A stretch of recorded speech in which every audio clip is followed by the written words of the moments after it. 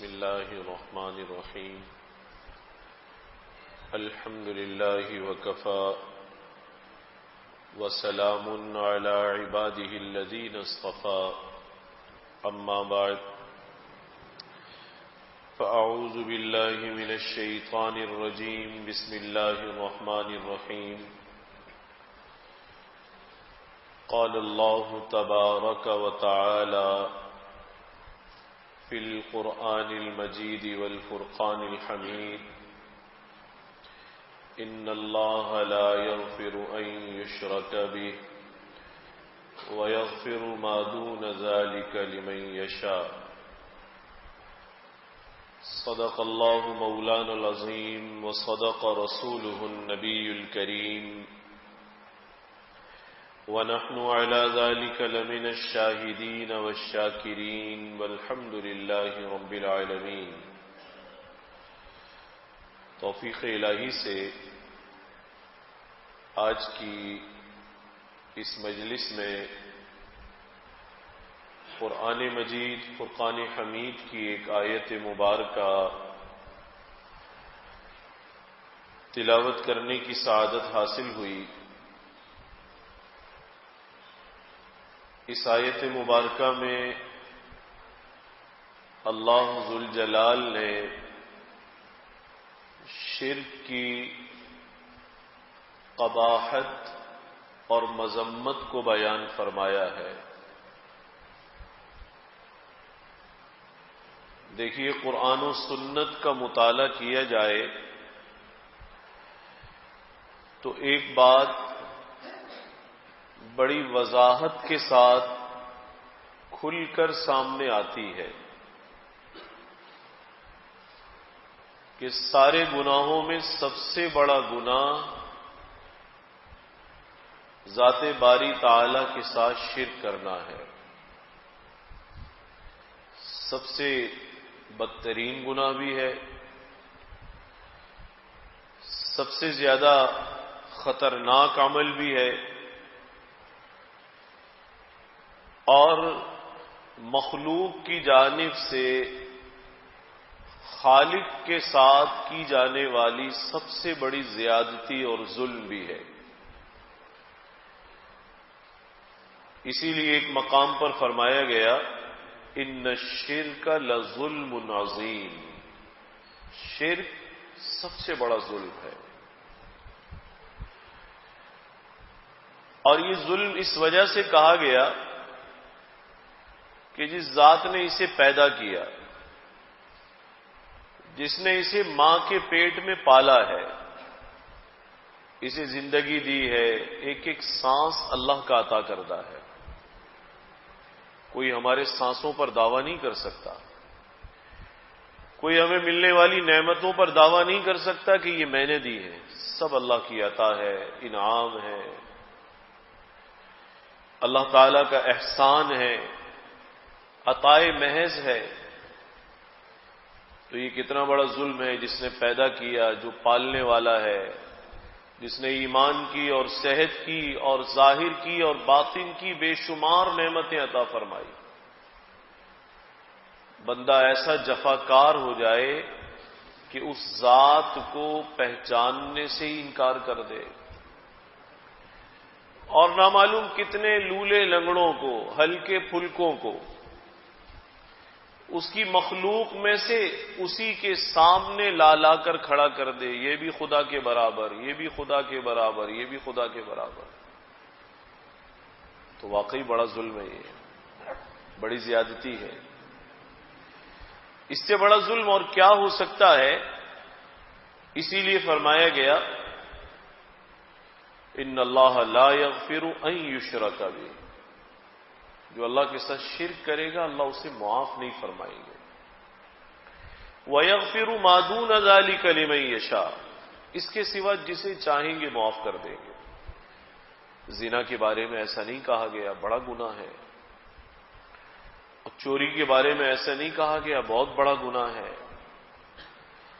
اسی طرح سے رشوت کے بارے میں نہیں کہا گیا، بڑا گناہ ہے۔ سود خوری بڑا گناہ ہے۔ بہت سارے گناہ ہیں جو ہم سے اور ہمارے معاشرے سے سرزد ہوتے رہتے ہیں، لیکن بتایا گیا باقی سارے گناہ ہیں، اللہ کی نافرمانیاں ہیں، لیکن یہ شرک کا گناہ ایسا ہے، یہ رب کے ساتھ بھی ظلم عظیم ہے، بڑی زیادتی ہے یہ۔ اگر کوئی سمجھنے والا ہو تو سمجھ سکتا ہے، اللہ تعالی بندوں کو سمجھا بھی رہے ہیں اور شکوہ بھی فرما رہے ہیں کہ تم کہاں پہنچتے ہو، کہاں پہنچتے ہو؟ کوئی اللہ کا مماثل ہے؟ برابر ہے کوئی؟ اب انسان اٹھاتا ہے انسانوں کو اللہ کے برابر کر دیتا ہے، انسان اٹھاتا ہے انسانوں کو اللہ کے برابر کر دیتا ہے۔ حضرت ابراہیم علیہ السلام جب نمرود کے دربار میں پیش ہوئے، کاش آج کل شرک کرنے والے اس مکالمے کو پڑھیں، تو اس نے سوال کیا، من ربک یا ابراہیم، ابراہیم تمہارا رب کون ہے؟ وہ کہتا تھا میں خدا ہوں۔ حضرت ابراہیم علیہ السلام نے فرمایا کہ اللہ ربی یا ربی اللہ، اللہ میرا رب ہے۔ اس نے کہا من اللہ، اللہ کون ہوتا ہے؟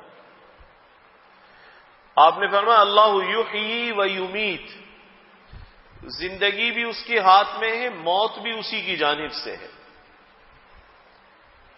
وہ سب کچھ موت و حیات کا مالک ہے۔ آج کوئی کہہ سکتا ہے کہ کوئی موت و حیات کا مالک ہے؟ کسی کے بارے میں دعویٰ کیا جا سکتا ہے کہ یہ موت کا بھی مالک ہے، حیات کا بھی مالک ہے؟ کہہ سکتے ہیں کہ فلانا یحیی و یمیت؟ نہیں کہہ سکتے۔ اللہ ہی کی شان ہے، ہوا یحیی و یمیت، زندگی بھی دیتا ہے، مارتا بھی ہے۔ تو اس نے کہا انا احیی و امیت، میں بھی زندگی دیتا ہوں، میں بھی مارتا ہوں۔ کیسے بلا؟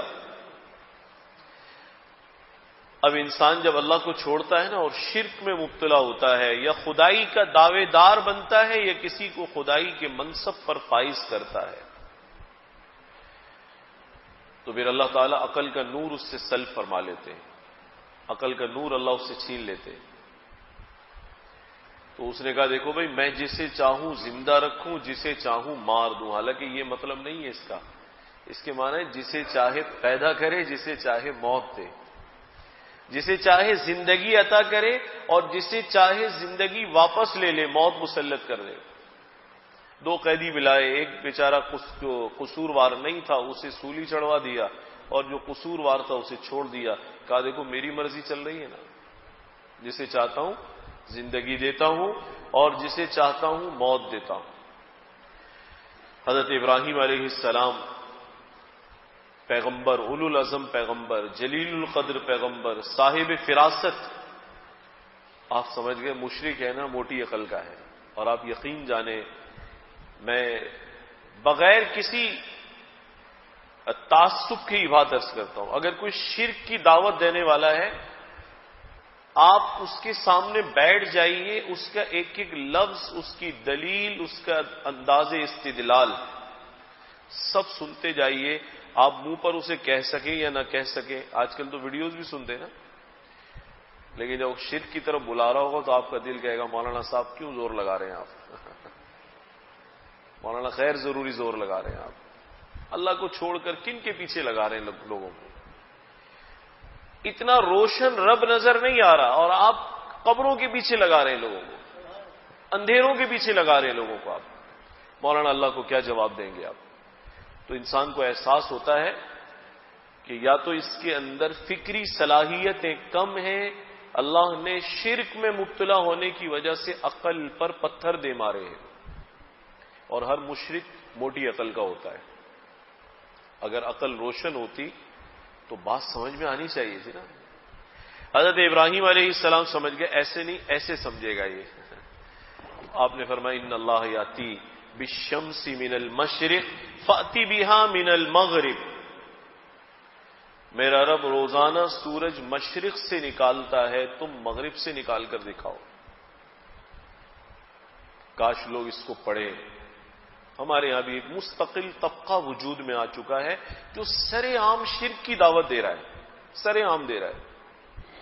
کلپ بھرے پڑے ہیں، اٹھا کر دیکھیں۔ یہ تو اللہ کا شکر ہے، تعلیم کا زمانہ ہے، شعور کا زمانہ ہے. تعلیم دینی ہو یا دنیاوی ہو، انسان میں شعور پیدا کرتی ہے، سوچنے کی صلاحیت بیدار ہوتی ہے. اب وہ دلائل پر دلائل دے رہا ہے، لیکن دلائل بھی کیسے، لولے بھی اور لنگڑے بھی. یہ دلیل نہ قرآن کو قبول ہے، نہ حدیث کو قبول ہے، نہ اللہ ان دلائل کو پسند فرمائیں گے، نہ اہل عقل قبول کریں گے. تو آپ نے فرمایا روزانہ اللہ سورج مشرق سے نکالتے ہیں. ان اللہ یاتی بالشمس من المشرق فاتی بہا من المغرب. اللہ مشرق سے نکالتے ہیں، تم مغرب سے نکال کر دکھاؤ، مغرب سے نکال کر دکھاؤ.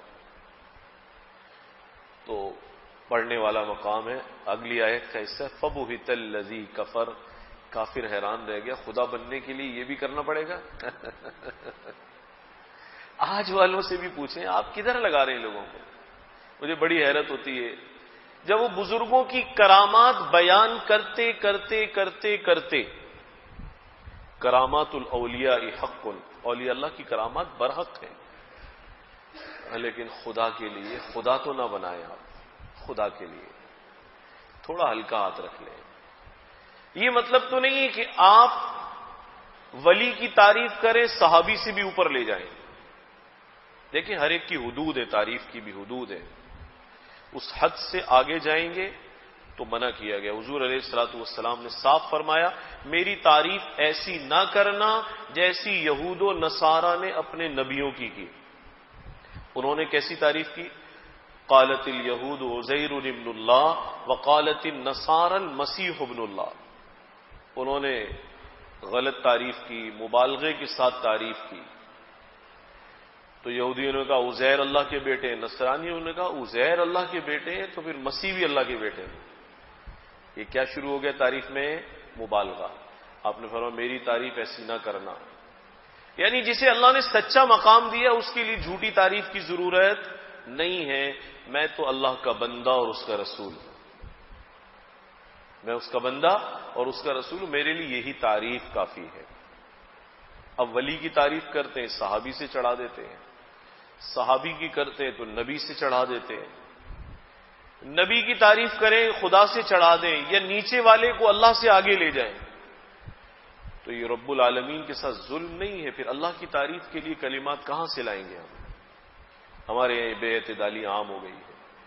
یہ بے اعتدالی عام ہو گئی ہے. تو سارے گناہوں کو اللہ معاف فرما دیں گے، شرک کو معاف نہیں فرمائیں گے.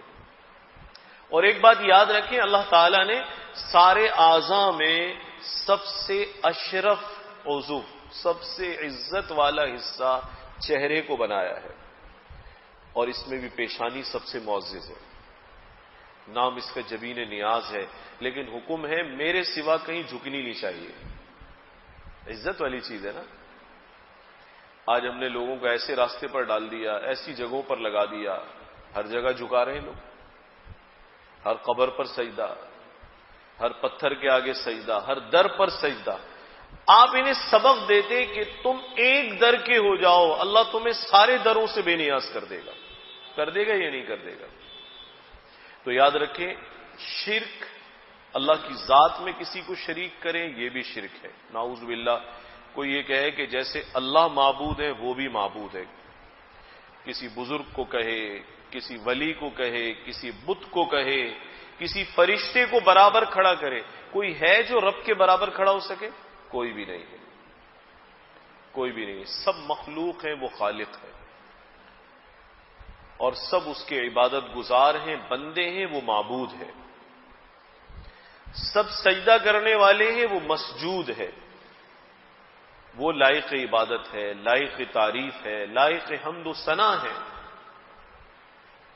تو اس حد کو جو حد فاصل کہتے ہیں، اس کا برقرار رہنا ضروری ہے، برقرار رہنا ضروری ہے. اللہ کی ذات میں شرک حرام، اللہ کی صفات میں بھی شرک جائز نہیں. مثلا پیدا کرنے والا کون ہے؟ اللہ ہے. اولاد دینے والا اللہ ہے. بیمار کو صحت دینے والا اللہ ہے، اور عافیت اور سلامتی دینے والا اللہ ہے. مشکلات کو حل کرنے والا اللہ ہے. ہمارے ہاں تو بھائی ایسے ہزاروں وجود پیدا کر دیے، یہ بھی مسئلہ حل کر دے گا، وہ بھی مسئلہ حل کر دے گا، وہ بھی مسئلہ حل کر دے گا، اس سے بھی لے لو، اس سے بھی لے لو، اس سے بھی لے لو. اب ایک عجیب بات یہ ہے، میں ایک مثال سے عرض کرتا ہوں. آج کل ہمارے یہاں بہت تیزی کے ساتھ ایک طبقے کی غفلت کی وجہ سے، کاش انہیں سمجھ میں آ جائے اپنی غفلت. آپ نے کہا اس سے بھی مانگ سکتے ہیں، اس سے بھی مانگ سکتے ہیں، اس سے بھی مانگ سکتے ہیں، بھولے سے بھی نہیں کہہ سکتے، اس سے بھی مانگ سکتے ہیں. کبھی یہ بھی کہہ دیا کریں اس سے بھی مانگ سکتے ہیں. اس کا نہیں ذکر کرتے، سب کا ذکر کرتے ہیں گھما پھرا کر. جب آپ نے اپنے متبعین کو، مقلدین کو، ماننے والوں کو سارے دروازے کھول دیے، اب وہ قبر پر بھی سجدہ کریں گے یا نہیں کریں گے؟ کہیں گے بھئی لینا ہے تو کچھ کرنا بھی پڑے گا. وہ طواف بھی کریں گے، وہ انہیں خدا کا درجہ بھی دیں گے.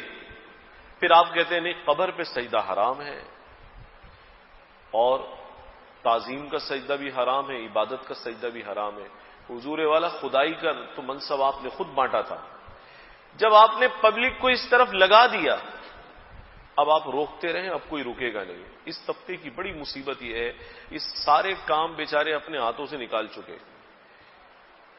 اب یہ جو جشن کا سلسلہ پچھلے مہینے گزرا، اب ان کے، میں نے پچھلے مہینے عرض کیا تھا بیانات میں، اب ان کے ہاتھ پیر پھولے ہوئے ہیں. کہتے او ہو یہ پبلک اسے کہاں لے جا رہی ہے؟ یہ اللہ کا دین نہیں ہے، آپ کا طریقہ ہے. اللہ نے اپنے دین کی حفاظت کا وعدہ کیا ہے، وہ اصلی حالت میں رہے گا، اور آپ کی جو ایجادات ہیں وہ اسی طرح رلتی رہیں گی. حفاظت کس کی ہوگی؟ دین کی ہوگی. آپ کے طریقے کی حفاظت نہیں ہوگی. اب پریشان ہوتے ہیں پبلک کہاں لے گئی اس کو. اب لکھ لکھ کر دیواروں پر لگوا رہے بھئی یہ کام نہ کرنا، یہ کام نہ کرنا. حضور اسٹیئرنگ آپ بہت پہلے دے چکے ہیں کسی اور کو. اسٹیئرنگ آپ کسی اور کو دے چکے ہیں. جب آپ نے دے دیا، اب آپ کے ہاتھ سے بات نکل گئی. اب وہ ناچیں گائیں، میوزک چلائیں، کچھ بھی کریں، آپ سے پوچھنے نہیں آئیں گے. معاملہ آپ کے ہاتھوں سے نکل گیا. اب یہی صورتحال یہاں پر ہے. اب بہت سارے علماء زور لگا رہے ہیں نہیں ہماری مراد یہ نہیں تھی، ہم کہتے تھے کہ جی حقیقت میں دینے والا اللہ ہے، مجازن یہ بھی دے سکتے ہیں. آپ اس بحث کو پبلک کے حوالے نہ کرتے تو بہتر تھا.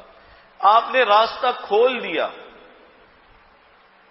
اب یا اللہ اس کی زبان سے بعد میں نکلے گا، یا غوث پہلے نکلے گا. نکلے گا یا نہیں نکلے گا؟ اور اس کے ذمہ دار آپ ہیں. آپ نے اسے اس ٹریک پر چڑھایا ہے، اس راستے پر ڈالا. اب علماء ان کے پریشان ہیں، اب وضاحتیں دے رہے ہیں نہیں حقیقت میں نہیں مانگنا چاہیے، حقیقت میں اللہ دیتا ہے، مجازن یہ دیتے ہیں، دے سکتے ہیں، اللہ کی مرضی ہو تو دے بھی دیتے ہیں. اللہ کی فوج ہے، اللہ تعالیٰ نے ان سے کام لیا ہے. جیسے غزوہ بدر میں جبریل آئے تھے اور فلاں فرشتے آئے تھے، تو جبریل غزوہ بدر میں ضرور آئے تھے. کیا اللہ کے نبی نے غزوہ بدر کے بعد فرمایا تھا کہ آئندہ اللہ سے نہ مانگنا، جبریل سے مانگنا؟ کہا تھا اللہ کے نبی نے؟ جبریل اترے تھے، لیکن اللہ کے کارندے کے طور پر اترے تھے، خدا بن کر نہیں اترے تھے. اگر اللہ تعالیٰ کسی کو استعمال فرمائے، اس کی مخلوق ہے، کسی کو بھی استعمال کر سکتے ہیں، تو کیا کل سے ہم اللہ کو چھوڑ دیں گے اور اسی سے مانگیں گے؟ حضور نے تو کہیں نہیں فرمایا کہ بھئی جبریل نے کمال کر دیا غزوہ بدر میں، آسمان سے ہمارے لیے مدد لایا، لہذا آئندہ سے کس سے دعا مانگنی ہے؟ جبریل سے. کہیں کہا حضور نے؟ بلکہ یہ بتایا گیا کہ جبریل کی حیثیت اتنی ہے کہ اللہ جہاں چاہیں اس کو بھیج سکتے، بھیجیں گے اللہ. آپ ادھر تک بات رکھتے تو آپ کے ہاتھ میں رہتی. آپ نے سارے پتے کھول دیے، سارے دروازے کھول دیے، سارے راستے آپ نے کھول دیے. اب آپ کی کون سنے گا حقیقت میں کون مدد کرتا ہے اور مجازن کون مدد کرتا ہے؟ آپ کی جہاں تک سنی جا سکتی تھی وہاں تک سنائی نہیں، اور جب سنانا چاہتے ہیں اب سننے والا کوئی نہیں ہے. بات آپ نے اپنے ہاتھ سے نکال دی.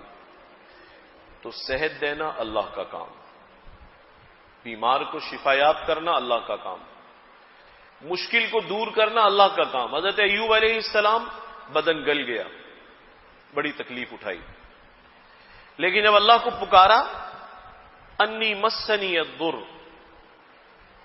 یا اللہ مجھے بڑی تکلیف پہنچی ہے.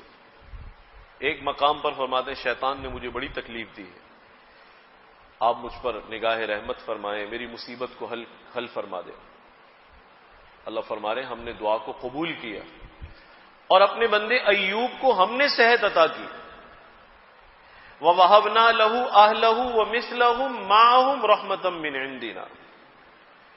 صحت بھی دے دی, گھر بار بھی دے دیا, اولاد بھی پہلے سے زیادہ دے دی, شباب بھی دے دیا, باغات بھی دے دیے, مال بھی لوٹا دیا. تو بیمار ہو جائے تو کس سے شفا مانگنی ہے؟ اللہ سے مانگنی ہے. بھائی مہربانی کر کے حقیقت پہ کھڑے رہیں, ان چکروں میں نہ پڑیں آپ. وہ ہمارے ایک بزرگ تھے, فرمایا کرتے تھے یورپ کا ایک حال ہے, وہاں وہ کہتے ہیں جی پردے کی بھی ضرورت نہیں ہے, گیدرنگ بھی مکس ہونی چاہیے, سب کچھ ٹھیک ہے. اس کے بعد اگر وہاں پر زنا بالجبر کا واقعہ ہو جائے, بدکاری ہو جائے, کہتے بھئی یہ زیادتی ہے, یہ غلط ہے, یہ نہیں ہونا چاہیے. تو مولانا نے مثال بڑی اچھی لکھی, چولہا جلائیں, اس پر ہانڈی رکھیں, ہانڈی میں پانی ڈالیں, آگ بھی جلا دیں اور تیزی سے آگ جلا دیں, پانی ابلنے لگے. اب آپ دیگچی سے پوچھیں پانی کیوں ابل رہا ہے؟ یہ آگ تو آپ نے جلائی تھی, آگ آپ نے جلائی تھی. مولانا آج جو شرک ہو رہا ہے اس کی آگ آپ نے لگائی ہے, آپ نے قوم کو اس جانب دھکیلا ہے. اب آپ سنبھالنا چاہتے ہیں, اب سنبھلیں گے نہیں آپ سے تو پچھلے مہینے والا مسئلہ نہیں سنبھل رہا, آگے والا کیسے سنبھلے گا؟ وہی مسئلہ گلے پڑ گیا نا, لینے کے دینے پڑے ہوئے ہیں. تو آپ نے اس بحث میں ڈالا, آپ صرف ایک سبق لوگوں کو یاد کرائیں جو محمد الرسول اللہ نے یاد کرایا تھا. سارے نبیوں کی سب سے پہلی دعوت کس چیز کی دعوت ہے؟ توحید کی دعوت ہے. نبیوں کے کاز میں جو چیز مشترک ہے اس میں سب سے پہلے نمبر پر جو بات آتی ہے وہ دعوت توحید ہے. آپ نے اسی پہ ضرب لگا دی, اسی کا تیا پانچا آپ نے کر دیا. اب آپ سمجھا رہے ہیں نہیں مجازن مدد کر سکتے ہیں, اللہ چاہے تو مدد کر سکتے ہیں. تو میں نے آپ سے کیا عرض کیا, ہمارے یہاں بھی صورتحال ہے, سارے دروازے کھول دیے, پبلک کو بتا دیا اس سے بھی مانگو, اس سے بھی مانگو, اس سے بھی مانگو, سب سے مانگو, حتیٰ کہ سب کے ناموں کے نعرے بھی بنا دیے. اب جب وہ قبر پر جا رہے ہیں, سجدہ کر رہے ہیں, طواف کر رہے ہیں, آپ پریشان ہو رہے ہیں. تو یورپ والا حال ہو گیا آپ کے ساتھ. تو پھر آگ جلائی, دیگچی میں پانی بھرا, ابلنے لگا تو پریشان ہوئے, ابل کیوں رہا ہے یہ؟ اب آپ اس سے پوچھ رہے سجدہ کیوں کر رہے ہو تم اسے؟ تو وہ کہے گا بھائی خدائی کا درجہ تو آپ نے دیا تھا اس کو. جب آپ نے اسے خدا بنا دیا تو ایک ان پڑھ آدمی, عام آدمی جو معاملہ اللہ کے ساتھ کرتا ہے وہی اس کے ساتھ کرے گا. کرے گا یا نہیں کرے گا؟ آپ نے جب سمجھا دیا کہ یہ بھی تمہاری مدد کرے گا, اس سے بھی مانگو, اس سے بھی مانگو, اس سے بھی مانگو.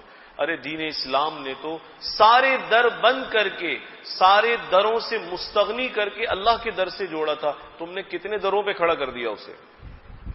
اس بیچارے کا کیا بنے گا؟ کبھی اس کے پاس جائے گا, کبھی اس کے پاس جائے گا, کبھی اس کے پاس جائے گا. جبکہ اس دین نے اپنے ماننے والوں کو سب دروں سے آزاد کر دیا تھا. تو شفا اللہ دینے والے ہیں. حضرت ایوب علیہ السلام پر بڑی آزمائش آئی, بڑا امتحان آیا. مال چلا گیا, اولاد ساری اللہ کو پیاری ہو گئی, باغات ختم ہو گئے, گھر بار ختم ہو گیا, جسم میں سر سے لے کر پیر تک بیماری بھر گئی. لیکن جو ذات حضرت ایوب علیہ السلام کو شفا دے سکتی ہے وہ آپ کو اور مجھے بھی دے سکتی ہے, یقین رکھیں. حضرت ایوب علیہ السلام نے کس کو پکارا تھا؟ قرآن کہتا ہے اپنے رب کو پکارا تھا. یقین ہے جو ایوب کو شفا دے سکتا ہے ہمیں بھی دے سکتا ہے. بس اس یقین پر کھڑے ہو جائیے, نہ دائیں جائیے نہ بائیں جائیے. حضور علیہ الصلوۃ والسلام نے ساری زندگی کس کو پکارا؟ اللہ کو پکارا, اللہ کو پکارا. اور بھائی اولاد چاہیے تو اللہ دے سکتا ہے. جو بڑھاپے میں حضرت ابراہیم علیہ السلام کو دے سکتا ہے, حضرت زکریا علیہ السلام کو دے سکتا ہے, جو یحییٰ کو بڑھاپے میں پیدا کر سکتا ہے, جو بغیر باپ کے مریم کو عیسیٰ دے سکتا ہے, وہ آپ کو بھی اولاد دے سکتا ہے. لیکن شرط یہ ہے جس سے ان نبیوں نے مانگا, مانگنا اسی سے پڑے گا. مانگنا اسی سے پڑے گا۔ اب تو اللہ کا ایک بڑا شکر ادا کرنا چاہیے، مجھے تو اس سے بڑی خوشی ہوتی ہے۔ میں دیکھتا ہوں جو کوئی کسی کا کلپ سن رہا ہوتا ہے نا، اکثر نوجوان اگر وہ شرک کی طرف بلا رہے ہیں تو اس کی بات کو قبول نہیں کرتے۔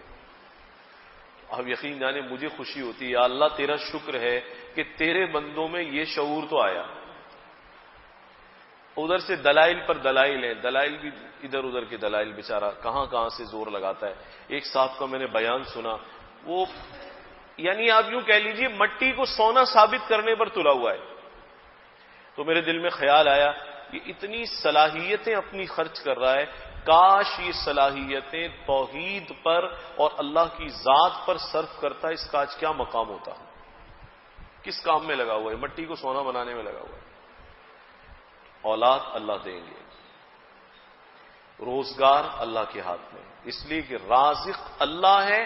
یاد رکھیں اللہ کے سوا باقی جتنے ہیں وہ عبد الرزاق تو ہو سکتے ہیں، رزاق نہیں ہو سکتے۔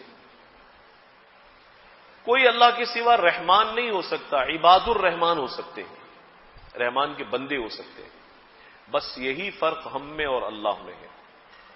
چاہے ولی ہو، نبی ہو، صحابی ہو، امام ہو، قطب ہو، کوئی بھی ہو، فرق ذہن میں رہے، یہ سب بندے وہ خدا، یہ سب بندے ہیں اور وہ خدا ہے۔ اور خدا بھی کون سا ہے؟ خدائے وحدہ لا شریک، جس کی خدائی میں اور خدائی کی صفات میں کوئی قریب بھی نہیں جا سکتا، پھٹک بھی نہیں سکتا کوئی۔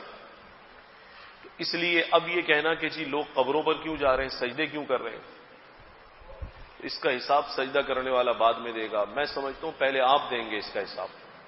آپ نے دروازہ کھولا تھا، یہ آپ اس طرف ہانکنے والے لوگوں کو، اگر آپ یہ راستے نہ دکھاتے تو آج آپ کو پریشانی بھی نہ ہوتی، آپ کو یہ بھی نہ سمجھانا پڑتا کہ حقیقت میں کون دیتا ہے اور مجازن کون دیتا ہے۔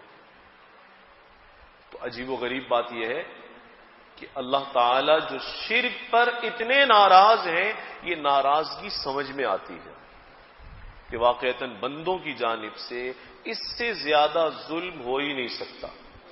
اسی لیے قرآن میں فرمایا گیا ان الشرک لظلم عظیم، سب سے بڑا ظلم ہے یہ، سب سے بڑی زیادتی، پیدا کرنے والے کو نہ پہچانے۔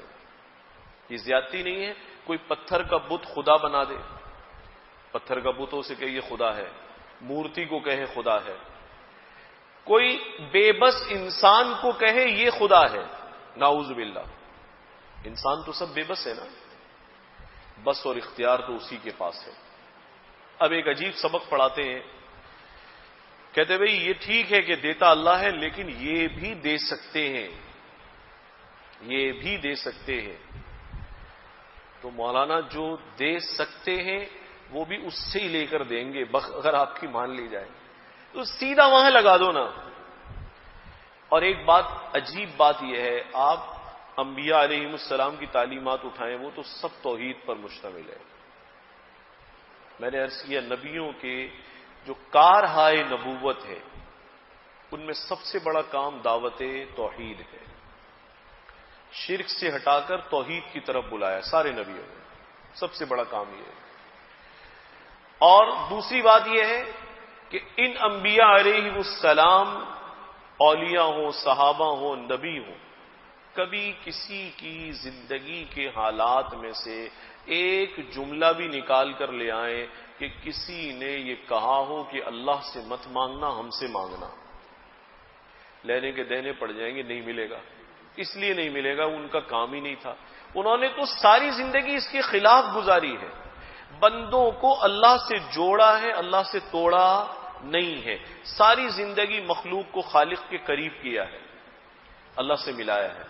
اور آپ جو ملے ہوئے ان کو بھی بھگا رہے ہیں، آپ انہیں بھی دوسرا راستہ آپ دکھا رہے ہیں، تو شرک قابل قبول نہیں ہے، شرک قابل قبول نہیں۔ غوث پاک کس سے مانگتے تھے؟ اللہ سے مانگتے تھے۔ علی کس سے مانگتے تھے؟ اللہ سے مانگتے تھے۔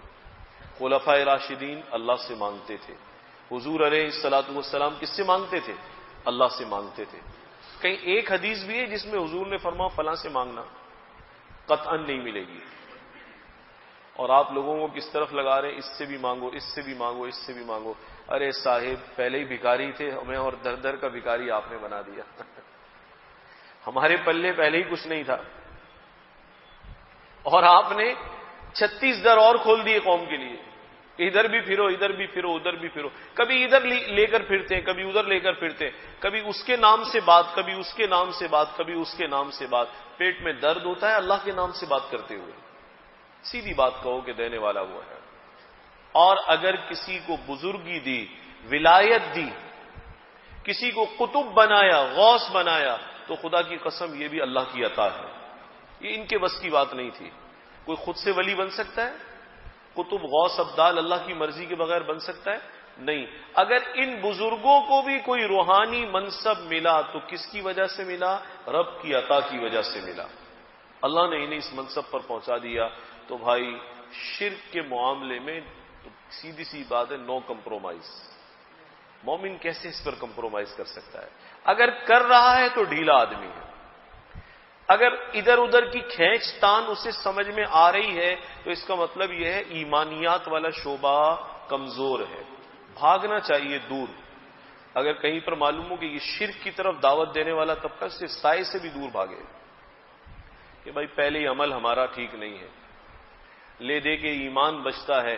اگر شرک میں پڑ گئی یہ ایمان بھی چلا جائے گا. عمل تو پہلے ہی خراب تھا ہمارا، ایمان سے بھی چلے جائیں گے، اور ایمان بھی نہ رہا تو پھر رہے گا کیا؟ اس لیے زندگی کے ہر موقع میں، ہر گوشے میں، ہر شعبے میں یہ طے شدہ بات ہے کہ سب کچھ دینے والا اللہ ہے. اور اللہ تعالی اگر اپنے بندوں سے کوئی کام لے رہا ہے تو اس کا مطلب یہ نہیں کہ کل کو اسی کو خدا بنا لے. جیسے میں نے ایک مثال دی، اس مثال کو یاد رکھیے.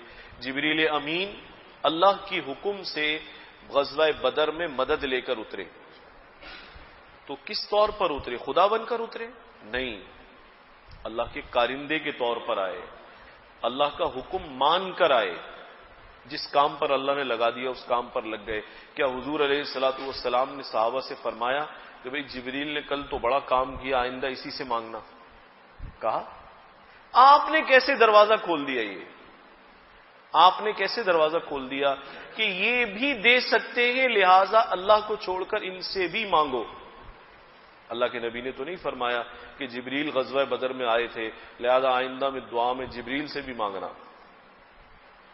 ایسا تو حکم ہمیں نہیں دیا گیا. یہ سب اللہ کی مخلوق ہیں، اللہ کے بندے ہیں، اللہ کے حکم کے پابند ہیں. خالق اور معبود اور مسجود اور وحدہ لا شریک صرف وہی ہے، صرف وہی ہے. اس کے سوا یہ اعزاز کسی اور کو حاصل نہیں ہے. جب ہم کسی کی تعریف میں مبالغہ کرتے ہیں تو اتنا مبالغہ کرتے ہیں بندے کو خدا کے برابر لے جاتے ہیں، خدائی کے منصب تک اسے لے جاتے ہیں. یاد رکھیں اس تعریف کی بھی شریعت نے اجازت نہیں دی. اب معاشرے کے اندر قبر پرستی پھیل رہی ہے. آپ حالت تو دیکھیں کیا ہو رہا ہے، کیا کام ہے جو نہیں ہو رہا، اور آپ ابھی حقیقت اور مجاز سمجھانے میں لگے ہوئے لوگوں کو. اب آپ سنبھلیں اور پہلے خود حقیقت کو سمجھیں. لوگ کیا نہیں کر رہے قبروں پر؟ براہ راست سوال نہیں کر رہے؟ کیا کر رہے ہیں؟ سجدے کر رہے ہیں. اور تو آپ چھوڑ دیجئے، قبروں کے سجدے چھوڑ دیجئے. اب وہ حقیقت کیا بیان کرے گا جو اپنے چاہنے والوں سے اپنے جوتوں پر سجدے کرائے؟ ویڈیوز آ رہی ہیں یا نہیں آ رہی؟ پیر صاحب کھڑے ہوئے ہیں اور مرید وہ جوتوں سمیت کھڑے ہیں اور جوتوں میں سر رکھ رہا ہے، جس کو میں نے ابھی شروع میں عرض کیا یہ جبین نیاز ہے، سارے جسم میں سب سے عزت والی جگہ ہے. وہ جوتوں میں سجدے کر رہے ہیں. اس کے جو جوتوں میں سجدے کروائے گا وہ منع کرے گا؟ بھائی وہ کیوں منع کرے گا؟ وہ خود غلط ہے تو دوسروں کو غلطی سے کیسے روک سکتا ہے؟ سجدہ صرف اللہ کے لیے. کسی عالم کو، شیخ کو، بزرگ کو، ماں باپ کو حق نہیں ہے کہ اپنے آگے سجدہ کرائیں. سجدہ کس کے لیے؟ صرف اللہ کے لیے، صرف اللہ کے لیے. اور بھائی مانگنا بھی اللہ سے. آپ اگر کہتے ہیں کہ کوئی دوسرا بھی دے سکتا ہے تو احتمال ہے، اور اگر دے گا تو مرضی کس کی ہوگی؟ اللہ کی. تو صاحب اسی سے مانگ لو، شارٹ کٹ یہی ہے. اسی سے مانگ لو جن سے یہ دینے والے مانگتے تھے. اور اگر کوئی دے رہا ہے تو کارندہ بن کر دے رہا ہے، وہ دینے کے منصب پر بیٹھا ہوا نہیں ہے۔ کارندے تو بہت ہیں بھائی، اللہ کے رجال بہت ہیں، اس کے کام کرنے والے بہت ہیں، تو کام کرنے والوں سے نہیں مانگیں گے بلکہ جو ان سے کام لے رہا ہے اس سے مانگیں گے، اللہ سے مانگیں گے۔ بیمار ہو اللہ سے مانگے۔ حضرت ایوب علیہ السلام جب بیمار ہوئے اور آزمائش بڑھ گئی تو ایک دن شیطان ایک طبیب کی شکل میں ظاہر ہوا، اور اہلیہ بیچاری تنہا رہ گئی تھی، بچے مر گئے تھے، گھر بار ختم ہو چکا تھا، فصلیں مویشی سب ختم ہو گئے تھے، حالات بڑے کٹھن، بہت تکلیف دے۔ تو یہ بیوی بیچاری اپنے شوہر کی تنہا خدمت کرتی تھی، اور ایک زمانے تک خدمت کی اس نے۔ تو اب شیطان نے کوشش کی کہ ان کے ایمان پر حملہ کرے، اس لیے میں نے عرض کیا جہاں شرک کی بات آئے وہاں سے دور اس لیے بھی بھاگیں، عمل تو ہمارا ویسے ہی کمزور ہے، ایمان ہی رہ جاتا ہے نا ایک مسلمان کے پاس۔ اگر کہیں سے شرک میں مبتلا ہوئے تو یہ ایمان بھی چلا جائے گا، پھر تو معاملہ ہی ختم۔ تو اس نے کہا بیوی کیا پریشانی ہے؟ کہنے لگی میرے شوہر حضرت ایوب علیہ السلام اللہ کے پیغمبر ایک عرصے سے بیمار ہیں، ایک عرصے سے صاحب فراش ہیں، بس ہم چاہتے ہیں اللہ ان کو شفا یافتہ کر دے۔ کہنے لگا ایک نسخہ بتاؤں؟ نسخہ بتاؤں؟ کیا بتاؤ؟ اس نے کہا ایک مرغ ذبح کرنا، مرغا لے لینا، اس کو ذبح کرنا، اور جب ذبح کرو تو یہ کہنا جس طبیب نے یہ نسخہ بتایا ہے اس طبیب کے نام پر ذبح کرتی ہوں۔ خاتون تھی، پریشان حال تھی، کہنے لگی میرے شوہر ٹھیک ہو جائیں گے؟ اس نے کہا بالکل ٹھیک ہو جائیں گے، شوہر تمہارے ٹھیک ہو جائیں گے۔ اب یہ واپس آئیں، یہ واپس آئیں، اور آ کر انہوں نے حضرت ایوب علیہ السلام سے کہا آج تو آپ کی بیماری کا حل مل گیا۔ ایک نسخہ بتایا ایک شخص نے، کہا کیا نسخہ بتایا؟ پیغمبر تو پیغمبر ہے نا۔ کہا نسخہ یہ بتایا ہے کہ تم اس طرح سے ایک مرغا ذبح کرنا اور کہنا اس طبیب کے نام پر جس نے یہ نسخہ بتایا، تو تمہیں شفا حاصل ہو جائے گی۔ حضرت ایوب علیہ السلام اٹھ کر بیٹھ گئے، غضبناک ہو گئے۔ کہا تجھے معلوم ہے وہ طبیب نہیں، یہ شیطان تھا، اور ہم پر ظاہری آزمائشیں، جسمانی آزمائشیں، مالی آزمائشیں بہت آئیں، اللہ خیر کرے اب لگتا ہے اس نے ایمان کی آزمائش میں ڈالنے کا شیطان نے ارادہ کر لیا ہے۔ اب رونے لگے، اور اس ڈر سے کبھی دعا نہیں مانگتے تھے کہ بیماری اللہ نے دی ہے، اس دن رو کر دعا مانگی، ربی انی مسنی الضر وانت ارحم الراحمین، یا اللہ آج بڑی تکلیف پہنچی ہے، آج بڑی تکلیف پہنچی ہے۔ مفسرین نے لکھا ہے ظاہر کی تکلیف، اتنے بڑے بڑے گھاؤ زخم میں، جسم میں سوراخ اور گھاؤ اور اتنے بڑے بڑے زخم ہو گئے، اس کو تو برداشت کر رہے تھے، لیکن جب ایمان پر حملہ ہوا اس دن حضرت ایوب علیہ السلام روئے اور بیوی سے کہا مجھے ٹھیک ہونے دے، تجھے 100 کوڑے ماروں گا میں۔ ذرا دیکھیں تو صحیح نبی شرک پر کتنے ناراض ہو رہے ہیں، تو انہیں کیسے اس کی بات مان لی۔ اب اس بیوی نے بڑی خدمت کی تھی بیچاری نے، حضرت ایوب علیہ السلام کو اللہ نے صحت دے دی، دعا قبول ہو گئی، اولاد بھی مل گئی، مال بھی مل گیا، شباب بھی لوٹ آیا، باغات سب کچھ مل گیا۔ اب جب صحت مند ہو گئے تو اب خیال آیا کہ اب وہ جو نظر مانی تھی کہ اس نے وہ جو بات کہی تھی تو 100 کوڑے مارنے ہیں، اب اس کو پورا کرنے کا ارادہ کیا، تو اللہ تعالیٰ نے اس بیوی کو بچانے کے لیے ایک حیلہ بتایا، خذ بیدک غصا فاضرب به ولا تحنث۔ اس نے بڑی خدمت کی شوہر کی، ان کو کیا پتا تھا وہ کون ہے، شیطان ہے، شرک میں ڈالنا چاہتا ہے، ایمان چھیننا چاہتا ہے۔ کہ آپ کے لیے رعایت کا حکم یہ ہے 100 تنکے پکڑے اور ایک دفعہ ہی مار دیں اس کو، 100 کوڑے ماریں گے تو اس کا کیا بنے گا، 100 تنکے پکڑے۔ اب رب العالمین کے لیے ساری چیزیں ہوتی ہیں نا، اگر جس کے لیے حکم ہے اگر وہی رعایت دے دے تو دے سکتا ہے۔ اللہ نے اس بیوی کے لیے خاص رعایت دی۔ ہمارے حضرت حکیم الامت مجدد الملت حضرت تھانوی رحمۃ اللہ علیہ کی اولاد نہیں تھی، پہلی شادی کی تو بڑی پیرانی صاحبہ سے اولاد نہیں ہوئی، انہوں نے خود ضد کی کہ آپ دوسرا نکاح فرمائیں اولاد ہو جائے، پھر بھی اولاد نہیں ہوئی۔ تو کسی خاتون نے ایک دن پیرانی صاحبہ کو آ کر کوئی ایک نسخہ بتایا جو شریعت کے خلاف تھا، اس میں اللہ کے سوا کسی اور سے مدد مانگی جا رہی تھی۔ کہا یہ کلمات آپ پڑھا کریں، اور میں آپ سے کہوں گا اگر اولاد نہ ہو کسی کو تو کلمات پڑھیں تو وہ پڑھیں جو حضرت ابراہیم نے پڑھے اور حضرت زکریا علیہ السلام نے پڑھے، وہ قبول شدہ کلمات ہیں۔ انہوں نے وہ کلمات سیکھے اس سے، اور جب حضرت تھانوی رحمۃ اللہ علیہ گھر آئے تو ان کے سامنے بتایا کہ یہ کچھ عمل ہے اور یہ پڑھنا ہے، آپ اگر اجازت دیں تو میں پڑھ لوں، کسی عورت نے بتائے۔ حضرت نے سنا تو سمجھ کے شرکیہ کلمات ہیں، یہ شرکیہ کلمات ہیں۔ آپ نے اہلیہ صاحبہ کو بٹھایا اور فرمائے لگے، بی بی ایک بات یاد رکھنا کہ ہمیں اولاد بھی وہ چاہیے جو اللہ دے، اولاد بھی وہ چاہیے جو اللہ دے، اور اللہ کی مرضی کے خلاف اللہ کے غیر سے ملنے والی اولاد بھی ہمیں نہیں چاہیے۔ اگر یہ گود سونی ہے تو سونی ہی رہے، پھر ایسا ایمان ہونا چاہیے۔ تو بھائی شرک سے اللہ بھی بیزار، اللہ کے رسول بھی بیزار، اور مومن کو بھی بیزار ہونا چاہیے۔ اس سے زیادہ خطرناک چیز نہیں ہے۔ مانگے تو اس سے مانگے جس نے سب کی جھولیاں بھر دی۔ کیا اللہ کی عطا میں کوئی کمی ہے؟ ہمارے حضرت تھانوی رحمۃ اللہ نے لکھا ہے، تم ادھر ادھر بھٹکتے ہو اور اپنے کاموں کے لیے اس کے پاس جاتے ہو، اس کے پاس جاتے ہو، اس کے پاس جاتے ہو۔ جس رب نے آسمان و زمین بنا دیا، تمہیں بھی پیدا کیا، ساری زندگی تمہیں پالا ہے، کھلایا ہے، پلایا ہے، ساری مخلوقات کو پالنے اور سنبھالنے والا ہے، تو حضرت فرماتے تھے ذرا صرف یہ بتا دو وہ کون سا ایسا مشکل کام ہے جو اللہ نہیں کر سکتا، یہ بندے کر سکتے ہیں؟ سوال بنتا ہے یا نہیں؟ ایسا کون سا مشکل کام پڑ گیا جو اللہ کے بس کا بھی نہیں رہا، اب اللہ کو چھوڑ کر بندے کریں گے وہ کام؟ تو ظاہری سی بات ہے کوئی چیز ایسی نہیں ہے جو اللہ کے لیے ناممکن یا مشکل ہو، اور کوئی کام ایسا نہیں ہے کہ اگر اللہ نہ کریں تو بندے وہ کام کر سکیں۔